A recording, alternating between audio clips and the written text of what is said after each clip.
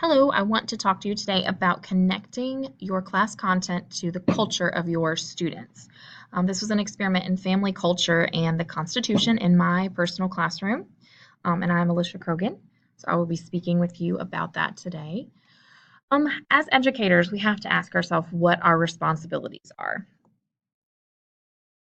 According to Django Paris in Culturally Sustaining Pedagogy, our responsibilities as educators, we are to create humanizing relationships of dignity and care.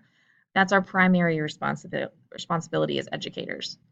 Our second responsibility is to provide productive learning experiences, creating a supportive context for learning, and making curriculum content meaningful, according to Etta Hollins in her writing Culture and School Learning, Revealing the Deep Meaning. So from those two responsibilities that we have as educators, we can dive into this whole concept of connecting our students' culture to the content that we are trying to teach them in our classrooms. So how do we do this? That's the big question. We accomplish this by first understanding our content and our learning goals. Robin Jackson, in their book Never Work Harder Than Your Students, said the first step in developing appropriate and effective learning goals is to unpack the standards. So as educators, it is our responsibility, again, to understand what are the standards we want to teach our students, what are their learning goals, what are those targets we need for them to reach to show their success. Secondly, we need to understand our students. Etta again says in her writing Culture and School Learning, says that as classroom teachers, you need to understand the nature of experiences that students bring to school in order to make connections that provide reciprocal support between learning within and outside of the school. So really what that breaks down to is that we have to understand our students. We have to understand what their learning goals are personally. What they bring with them to the classroom. They bring this whole world with them, and if you've been in a classroom for any period of time, we know that that world can vary from student to student. It's really our job to understand what that looks like. So how do I learn about my students' unique culture while focusing on content standards? We have to focus on those content standards. It's so important, but we can do that and learn about our students, learn about their culture, learn about what they care about at the same time. So these goals, they're not mutually exclusive. When we know what our students need to know, we can help students make connections between their experiences and the content. And when we know about our students, we can make decisions about our instructional content. We can make those decisions about how to make that content more meaningful and how they can connect that with their world. When we give students agency, that means giving them opportunities to make decisions about their learning, they are more engaged. They're ready to learn, they're ready to help make those connections with you as well. So first I need to figure out what my content standards are. So for my example, I'm focused on the North Carolina 8th grade social studies standards. My students were working through the Revolution and New Nation unit, so we were focusing on the beginning of our nation, the formation of the Constitution and its content. Our students, they're learning about the Constitution, and I'm actively seeking ways to help them connect to it on a personal level. So through my little experiment that I'm talking with you about today, we were working through this, learning about the Constitution, what it says. And I've outlined those specific learning standards from the North Carolina unpacked standards. Students needed to summarize the democratic ideals expressed in local, state, and national government. They needed to evaluate the degree in which democratic ideals are evident in historical documents from North Carolina and the United States. So in this case, we were working through the Constitution. Students needed to analyze access to democratic rights and freedoms among various groups. And those students saw those various groups in their own life, in their own culture. And also they needed to analyze issues pursued through active citizen action. And all of these standards tied directly into what I was having the students do to connect their personal lives, their culture, their families with the Constitution. We wanted them to see the big picture in this activity. So I wanted to know what my students knew, and I gave them this survey, which you see in the example there. This survey, or you could call it an inventory, but this is not an exercise that you have to use just for prior content knowledge. You can use a survey like this to help understand your students' thoughts and beliefs. What are they bringing with them to the classroom? Not just what they know, what do they feel? What do they believe about certain things, about certain topics? In this case, what do they believe about the Constitution and about our American government? Okay, this information was extremely valuable to me to get a baseline of what my students understood about the Constitution and what they felt about the Constitution.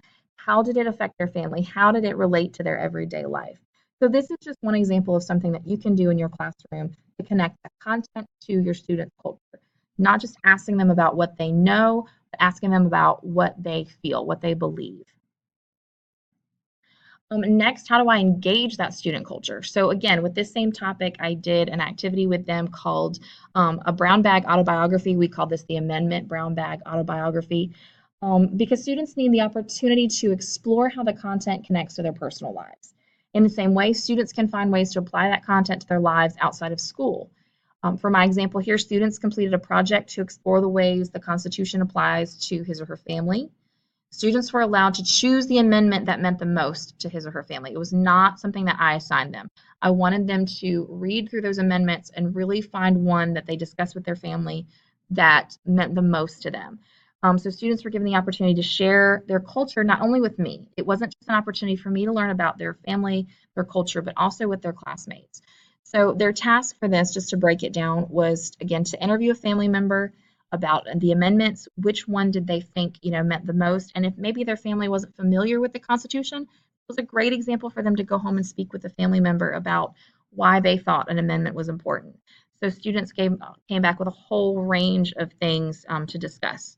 Next, they had to take just a brown bag and pick 4 items to represent that amendment.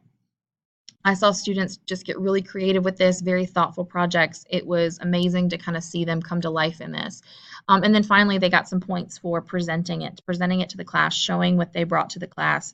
And again, I got to learn about their culture, but their classmates got to learn too. They felt like they had the opportunity to share what was important to them and what helped them connect the class content to their personal lives. Here's one example that I thought was an excellent example. A student chose to discuss the 19th Amendment. They used Barbie to represent women. They had a voting pin, a voting box, and then the picture of the president that signed the amendment into law. Thought they did a great job representing that amendment. The next one was very touching, very personal. The student chose to discuss the 13th Amendment, which again is the abolishment of slavery. So photos, they had photos of and a marriage license of family who had been enslaved, which was, I thought, an awesome thing to bring in and share that with the class. They brought in hay that represented where slaves slept on the plantations, cotton. They also brought in a potato, which I thought was very interesting choice, but they talked about that being typical food for the slaves. And they just really were able to share this, which was very cool. We enjoyed this presentation a lot. A final example I wanted to share was that the student chose to discuss the First Amendment, which of course ensures our freedom of religion. They brought in a photo of themselves with their pastor at their confirmation. They brought in a certificate of baptism. They brought in a little cross that they would carry with them and one of their Bibles. So this was a great example of students connecting with that content. So finally, I just want to ask you, what opportunities in your curriculum content give you the opportunity to explore your students' culture? They're there. The Constitution may seem like an easy way to connect it, but whether you teach science or social studies or math or language arts, there are opportunities within the curriculum. You have to know your standards. You have to be willing to get to know your students, to give yourself the opportunity to learn about their culture, learn how you can connect with that content and make it meaningful for your students. The payoffs are well worth it. Students were more engaged as they learned more about the government and more about the Constitution. They were more engaged in class, and they really felt like they knew each other and knew me better at the end of this little experiment that we did in class. So I hope you enjoyed my presentation, and I hope that you're able to take away some of these opportunities to explore this in your own classroom.